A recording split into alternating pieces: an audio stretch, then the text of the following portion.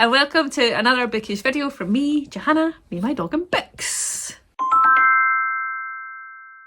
It is time for the top, not the top, it's time for my top 10 books of 2024. Yes, I know you've all been waiting for it, you haven't really.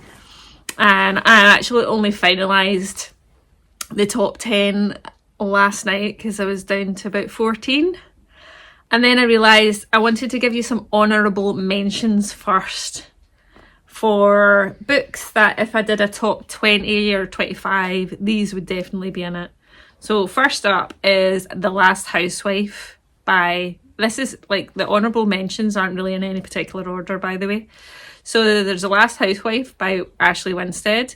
This is a really dark, graphic thriller that is so well done, and honestly, I'm surprised it's taken me so long to read it. I think I've read a few of Ashley Winstead's books and they've been okay, but they've been okay, but I think Midnight is the Darkest Hour I did not like. Did she write that? If not, Soz.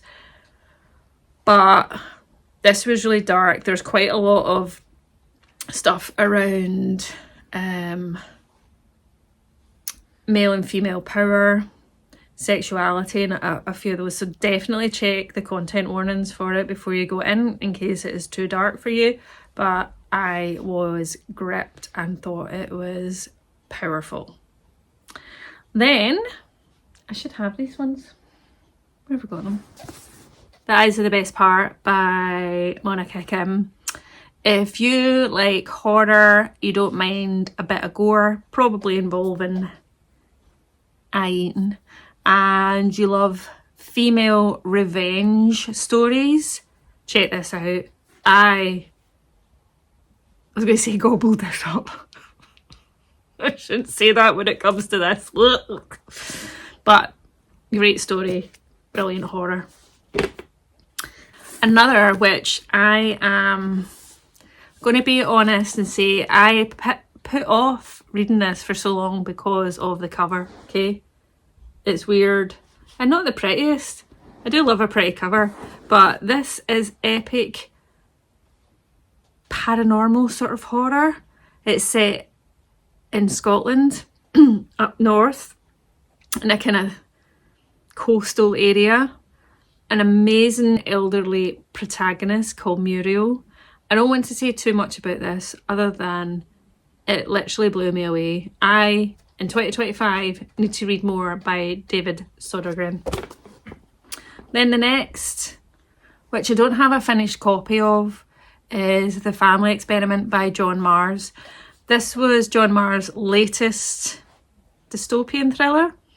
So the one before this was The Marriage Act, which I would say The Marriage Act for me just nudges ahead of it. But The Marriage Act, and apparently you should be reading these kind of in order because there's Easter eggs, but I haven't. I've not read the one yet, and I've not read Passengers. I think it's another one, which is on my TBR. I do own them, I just haven't read them yet. Family Experiment follows, it's kind of like a reality game show in a world where, set in UK, near future Britain, people basically can't afford to raise children anymore because the cost of living, cost of kids. And so there's a whole range of couples and people that decide to basically enter this game show to either win, was it 200, the cost of raising a child or this virtual child that they raise. 8 short chapters. Many of the chapters have different POVs of the contestants. It's got multimedia in it, so lots of mixed media, which he is known for in these dystopian thrillers. It is so cleverly done. It wouldn't, and the good thing about his dystopian thrillers is often you're watching them and you're like, this could totally happen. So if you do love dystopian thrillers, or if you haven't tried any of John Marrs' dystopian thrillers, check out The Marriage Act, then The Family Experiment. I hear the others are good too though, but I can't say because I've not read them yet. Next is another horror. It's Deliver Me by Elle and Nash. This is it her third book? Yeah, because she's written a book called Nudes and Animals Eat Each Other, which I think is one of them is a short story collection. can't remember which one. I bought them both after reading this, and so we'll be reading in 2025. This is a great story about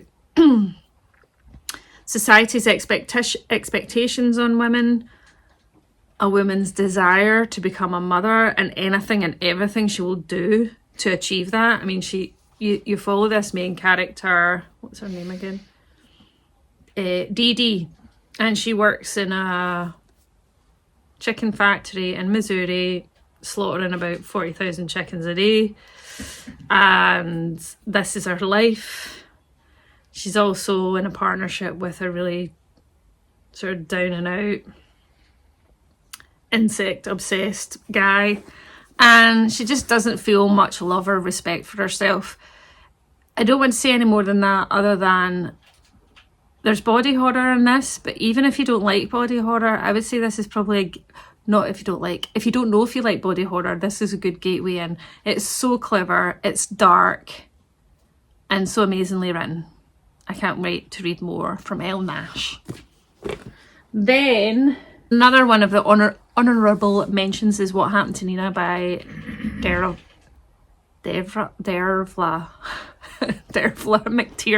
McTiernan. Oh gosh, sorry Dervla. This is, I don't always say too much, other than if you like audiobooks, definitely read it on audio, because the production is amazing. Either way, it's a great story with multiple POVs.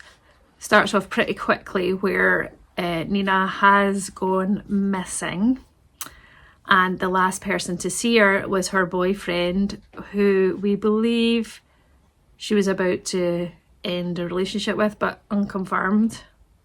You get Nina's point of view, you get the boyfriend's point of view, you get the parents on both sides, POVs, throughout the story. It is so gripping, it's twisty, and it literally read like a true crime story. So highly recommend. That was my first book by this author, so I definitely, if any of you have read any books by this author and can make any recommendations, please let me know in the comments, because I would love to check more of her stuff out. And last but not least in the honourable mentions is Berrier Gaze by Chuck Tingle. This is sort of the second sort of horror comedy-ish, kind of like Grady Hendrix type horror. It's the second more mainstream one. He is known for, or they are known for writing, I think sort of like gay monster erotica. Not read any of them, not really my bag, but Camp Damascus is one before this, and then this was his new one last year. And you follow Misha, who is about to be nominated in Hollywood. He creates an amazing TV series. He has created an amazing TV series. It's coming up for the finale. Producers in Hollywood are like, well, your main character's grey, so stereotypically we need to make it a really tragic ending. So there's lots of commentary about the representation of queer people in film and TV, and also then the expectations upon Misha and his close friends. And amongst all that, then there is, as he debates whether he should actually do what they're asking him to do, which he categorically doesn't agree with, he starts to get visited by some of the dark characters from his stories. It's so good. It's got amazing representation. It's satirical to an extent, I would say, as well, yeah. Societal commentary, and I just love this. It was creepy as well. So those are my honourable mentions for 2024. And then next, after much deliberation, it is time for the top 10 of 2024. The top 10, by the I mean my, because there is no the top 10. My favourites will be different to your favourites, but hopefully if there's any of these that you haven't read or weren't on your radar, then maybe it kind of encourages you to check them out or pick them up. Made some notes, I should finish my sentences when I'm talking to you. As of now, which is the 31st of December, so there's not going to be any more books read, or should I say completed by today. So as of today, I've read 165 books in 2024, which is less than last year, but this year I think I did over 200 last year, and I felt like I put too much pressure on myself to meet a number. So I intentionally just set like 100 target for me because I knew I'd read more than 100 books. So it's just a number. I don't really mind if you read 2 books a year, you're still a reader. And I just read more because I don't like to socialise with people. But of those 165, there are 10 books that were absolutely stand out for me. 6, so I would say 4 of them are horror. I'm checking my notes. 1 is non-fiction, 4 are contemporary fiction, and 1 is historical fiction. That makes 10, doesn't it? Yeah, and out of those, 6 have LGBTQ plus rep, and 2 are short story collections. Who am I? Because I often start a review about short story collection going, I'm not really into short stories. Clearly 2 have made my top 10. And from the gender of authors that I've been reading, I would say 3 of the authors were either identified as agender or genderqueer. 4 were by women, and only 3 by men. Well done me. Well done me. No offence, men, but women need greater representation in the reading department, because studies show women will read women and women will read men, but it doesn't work the other way around. In general. Anyway, I'm going to give you my 10 to 5, and then my top 5 are probably like the top 5, but the 10 to 5 ones, I would say any order. The first one is We Used to Live Here by Marcus Kliewer. I read this, was it in December or November? Can't remember, but towards the end of the year. Amazing psychological horror, creepy, page-turnery, haunted house-esque-ish, great two female main characters who are a queer couple, great creepy family that come into the house. So they've got a family that come along to this house and go, hi, we used to live here, hence the title, and could we have a wee nosy around? Eve, who's currently in the house because her wife is at work, is like, doesn't want to but does, and therefore stuff ensues. It's got mixed media, it's got lots of psychological, unreliable sort of vibes.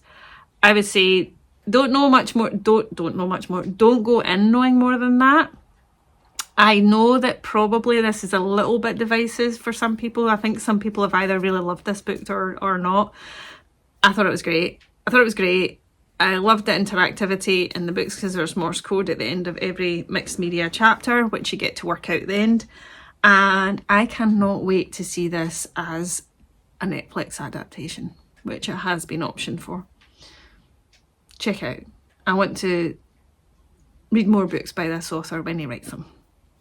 The next, what I was going to say, because actually for each of these I've looked them up to see the average Goodreads rating and the number of ratings. So for this one, We Used to Live Here, that, like I said, it's a bit divisive. So the average rating is 3.75 out of 5, and it's had 87,000 reviews. I actually think, no, there's only one other book in this list that has more reviews than that one.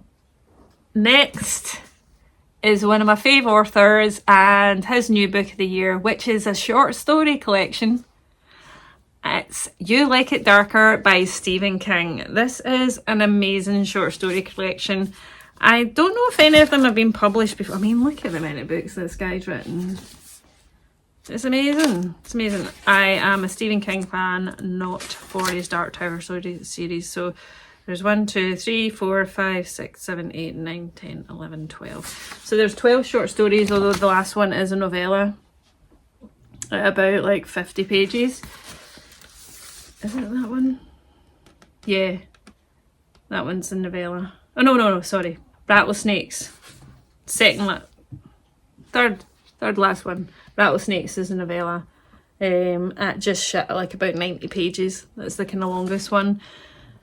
So many of these stories, I mean, it's obviously horror. It's not a dark thriller, but so many of these stories freaked me out, had my jaw dropping, and rarely, apart from the other short story collection in this book, rarely do pretty much all the stories come out as like 4 or 5 star.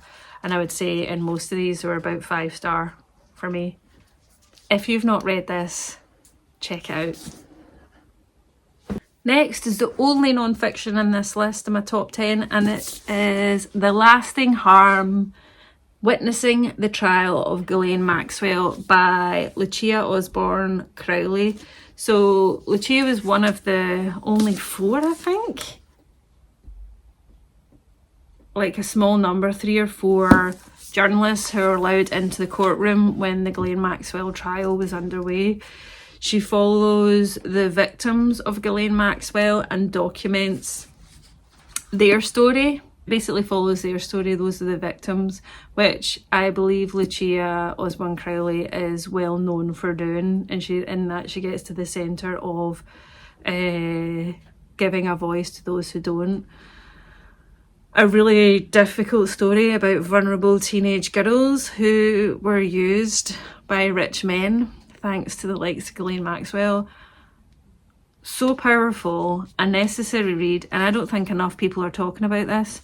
This one gets 4.4 out of 5 on Goodreads and only has 360 ratings on Goodreads.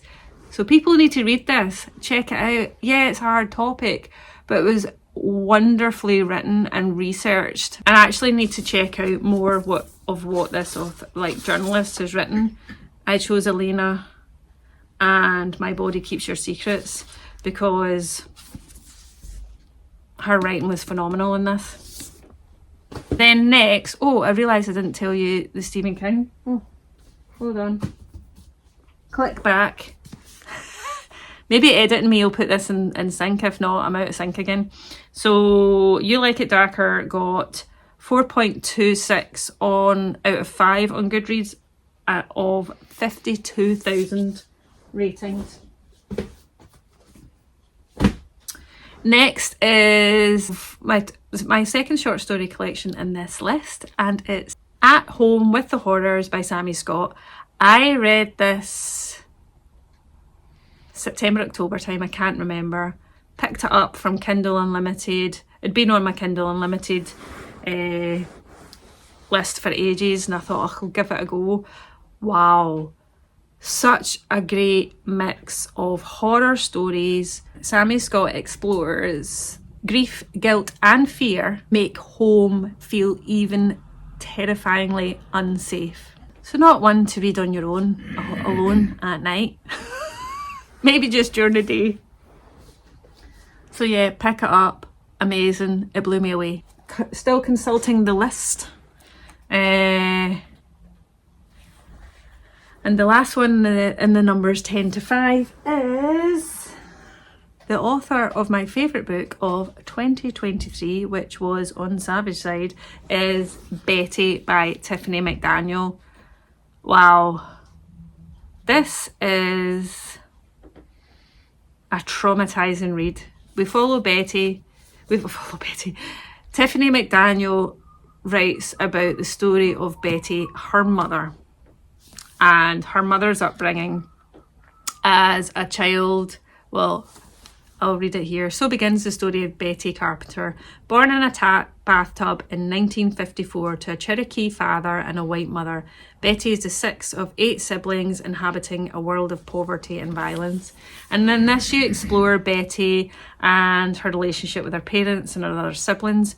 There's intergenerational trauma. There's loads of stuff that happen obviously in respect of her Cherokee father and his roots and his beliefs and how he shares those with Betty, Betty's mother and the issues that Betty's mother, as well as all the stuff that happens with her siblings. It is trauma after trauma after trauma. It is a hard read. It is powerful. It is amazing. It's so emotive. But it's kind of like books like, oh, what's the book? Like books like A Little Life, like trauma and like just incessant and traumatic emotion.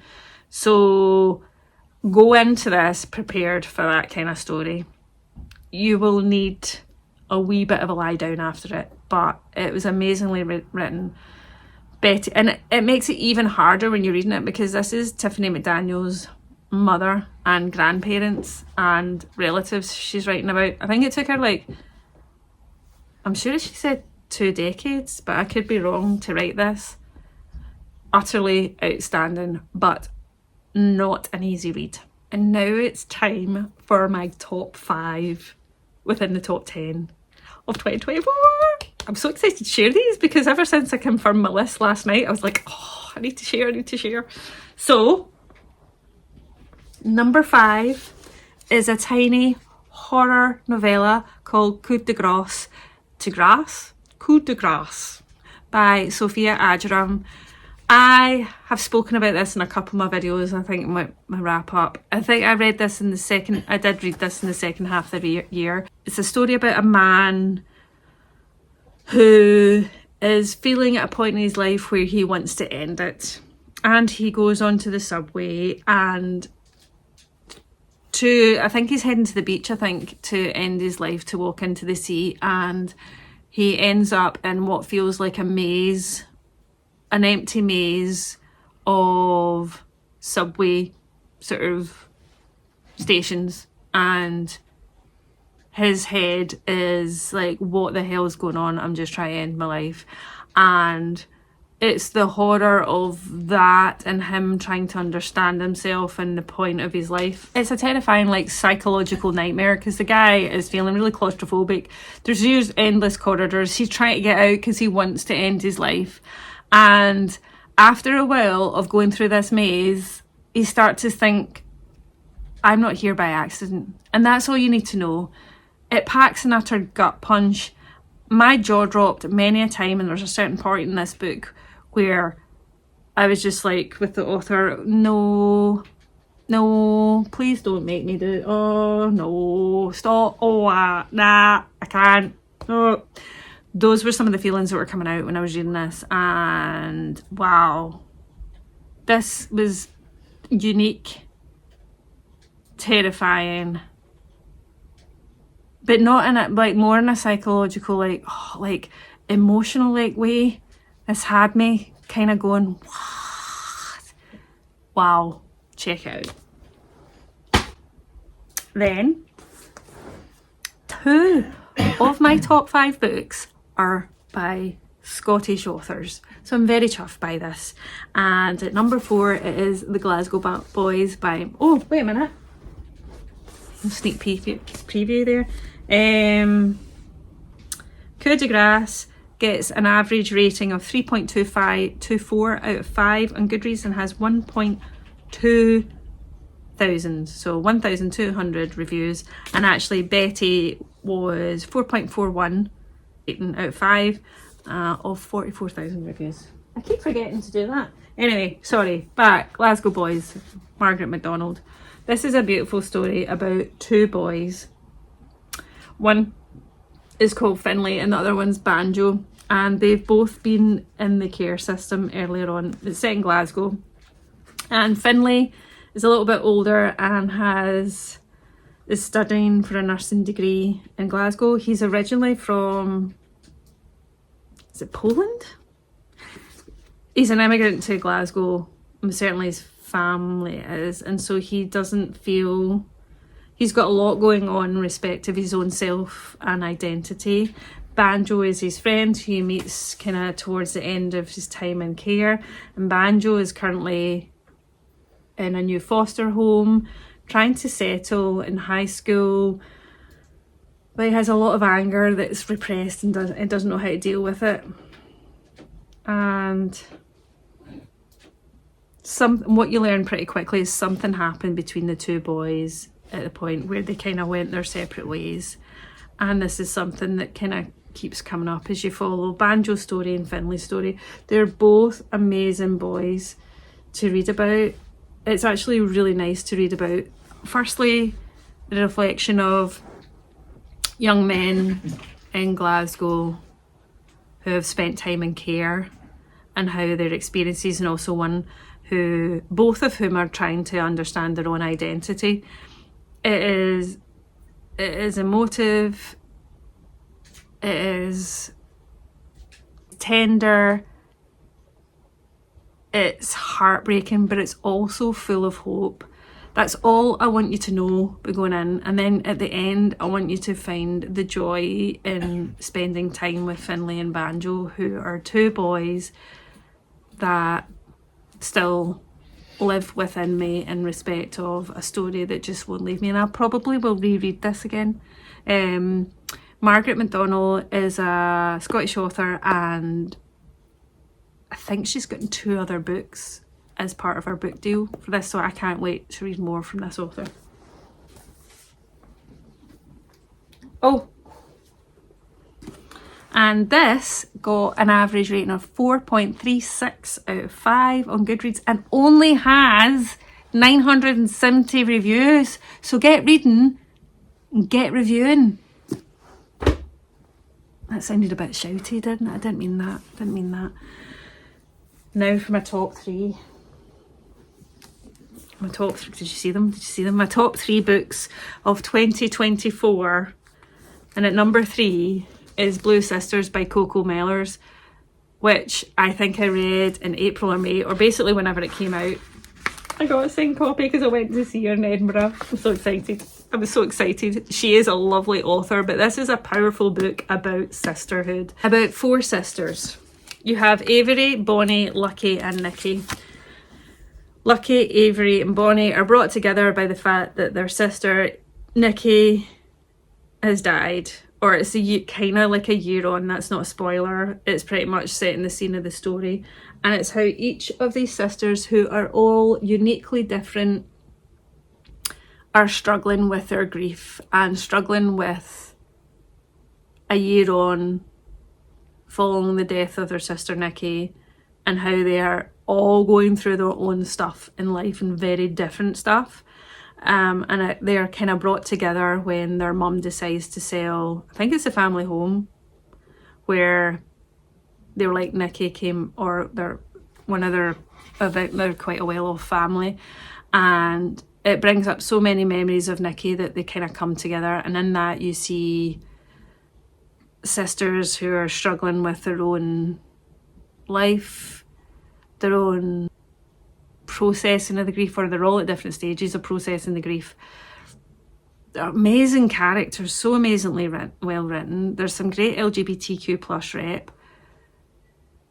I dare you to read this and then come out without having a favourite sister, but this packs an absolute punch in regards to emotion, how amazingly written it is, descriptive, brilliant contemporary fiction. Honestly, Coco Mellors, I will read anything you write, including your shopping list. And this one is after We Used to Live Here.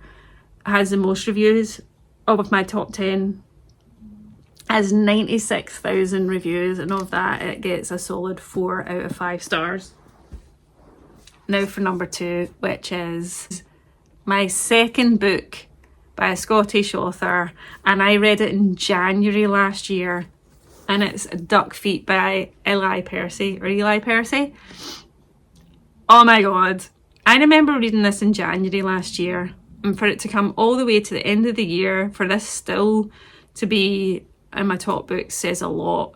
This made me laugh, this made me almost cry. I'm not a big crier when it comes to books, but it made me emotional. Follow 12-year-old Kirsty Campbell, right? It's a kind of coming of age story, but you follow her through high school with her groups of friends, and each chapter are different stages of that experience of going through. So it's like, and then it's also written in Scots. This is set in kind of Paisley, so west coast of Scotland, sort of just outside Glasgow. So it's that kind of colloquialism, and it's like first year, part 1, as in one, just, and then my dad's got bad feet. He says it's cause when he was wee, his mother made him wear shoes that didn't fit him. She made him squash his feet into shoes that used to be his brother's because she couldn't afford to buy new ones for the both of them. So it's that kind of like good old Scots. A bit like if you've ever read Trainspotting, which is east coast of Scotland, sort of Edinburgh slang, Edinburgh colloquialism. This is the west coast. So it can take a wee bit for your head to get into the narration of it, but it's honestly, this is one of the few books this year I've literally laughed out loud, nearly cried laughing. And it's because there were so many from me growing up in high school that I could relate to. And it's also in that time, is it set in the 90s? Mid-noughties, set in the mid-noughties. And it's just an authentic portrayal of growing up in working class Scotland. And with Kirsty, she's such a fabulous character when you hear her talking about her family. But it also talks about things like bullying, sexuality, and teenage pregnancy, all through like warmth, humour, and the narrative of friendship. Honest to goodness, if you've not read this, get it on your TBR now. I adored this, and the one you've all been waiting on for through this whole video, I am sure, is my #1 book of 2024. And what is that? It is a book that I had not heard of until, I can't even remember how I got. I think I requested it as an ARC, but from 4th Estate, because I liked the sound of it. It came out on the 23rd of May, and it is Bad Habit by Alana S. Portero, translated by Mara Faye Letham. So this one is actually, out of all the books in my top 10, this has the highest Goodreads rating of 4.54 out of 5 out of 17,000 reviews, which is pretty decent if you ask me. Now I'm going to briefly read the back, just so I don't do it any injustice in respect of its synopsis. Staggering and sublimely beautiful debut novel following the coming of age of a young trans woman in Madrid in the last decades of the 20th century. This book made me do a really snottery crying video on TikTok, which I'll link in the description below, which I've never done before on video, but I came out the other end feeling I had a whole range of feelings around this. As we read all about our main character's sense of self, identity, the sisterhood she feels within the trans community, the transphobia that happens, the setting. Honestly, I cannot eloquently put into words how much I adored this book. I've never read this author before. The book wasn't on my radar until I'd kind of read the synopsis on like some of the arcs that were coming out, and I requested it so I could read it, and it blew me away. If there is one book out of all of these that you read in 2025, make it this. Because it's my favourite book of 2025. 2025? Oh my god. It's my favourite book of 2024. And let me finish my thoughts on this by reading one of the blurbs by another author on the back, because I think it sums it up really well, which is such a beautiful novel about the journey we take to become who we truly are, and about the people that come with us to fill in the blanks. So that there was my top books of 2024. I can't believe another, actually this is my first almost full year on BookTube, so we'll chat about that next month, which starts tomorrow. But please let me know in the comments, what have been your favourite reads of 2024? Because I'm here for all the recommendations. Have you read any of these books? Do any of these books interest you whatsoever? I've got a whole mix of genres, so like mostly contemporary fiction, horror, and one non-fiction, one historical fiction. The historical fiction was Betty. And so quite a mix, although I would say probably the two main genres, which are quite polar opposites, to be fair. And only one, I don't think I've got a thriller in there actually. No, I haven't. So, on my honourable mentions, there was thrillers, but yeah, let me know in the comments below. Do you plan on reading any of these? Let me know of your favourite reads or honourable mentions. And for now, until next time, thank you as always for watching, for liking and commenting. And if you don't already, please do subscribe. And I look forward to chatting to you in the comments about your favourite reads of the year. And I'll see you in another bookish video very soon. Bye!